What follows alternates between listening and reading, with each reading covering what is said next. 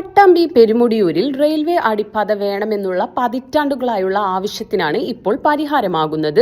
ഒരു കൊല്ലത്തോളമായി വാർത്തിട്ട കോൺക്രീറ്റ് കമാനം റെയിലിനടിയിലെ മണ്ണ് തുരന്ന് ഗാർഡറുകൾ ഉപയോഗിച്ച് തള്ളി നീക്കി റെയിലിനടിയിൽ സ്ഥാപിച്ചു. ഇനി ഈ ഗാർഡറുകൾ നീക്കി മുകളിൽ മെറ്റലിട്ട് റെയിൽ ഉറപ്പിക്കുന്ന അനുബന്ധ പ്രവർത്തികൾ നടത്താനുണ്ട്. നിലവിൽ ഈ ഭാഗത്തുകൂടെ 20 കിലോമീറ്റർ വേഗതയിലാണ് ട്രെയിൻ കടന്നുപോകുന്നത്. ബാക്കിയുള്ള പ്രവർത്തികൾ ഒരാഴ്ചയ്ക്കകം പൂർത്തിയാക്കി കാൽനട യാത്രയ്ക്ക് തുറന്നുകൊടുക്കാനാണ് ലക്ഷ്യമിടുന്നത്. റെയിൽവേ 95.36 ലക്ഷം രൂപ ചിലവഴിച്ചാണ് അടിപ്പാത നിർമ്മാണം പൂർത്തിയാക്കിയത്. 14 മീറ്റർ നീളവും 1.85 മീറ്റർ ഉയരവും 2.50 മീറ്റർ വീതിയും അടിപ്പാതയ്ക്കുണ്ട്.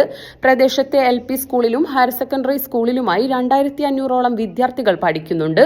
ഇതിൽ ഭൂരിഭാഗം പേരും റെയിൽ മുറിച്ചു കടന്നാണ് സ്കൂളിലെത്തുന്നത്.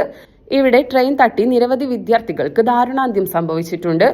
അടിപ്പാത യാഥാർത്ഥ്യമാകുന്നതോടെ റെയിൽ മുറിച്ചു കടന്നുള്ള ദുരിതയാത്രയ്ക്ക് അറുതി വരികയും ജീവഭയമില്ലാതെ യാത്ര ചെയ്യുകയും ചെയ്യാമെന്നുള്ള ആശ്വാസത്തിലാണ് ജനങ്ങൾ. 21 ലക്ഷത്തോളം സന്തുഷ്ടരായ ഉപഭോക്താക്കളും 2 ലക്ഷത്തോളം തിമിര ശസ്ത്രക്രിയകളും പൂർത്തിയാക്കിയ മലബാറിലെ ഏക കണ്ണാശുപത്രി അൽ സലാമ ഹൈ ഹോസ്പിറ്റൽ റോഡ്, പെരിന്തൽമണ്ണ.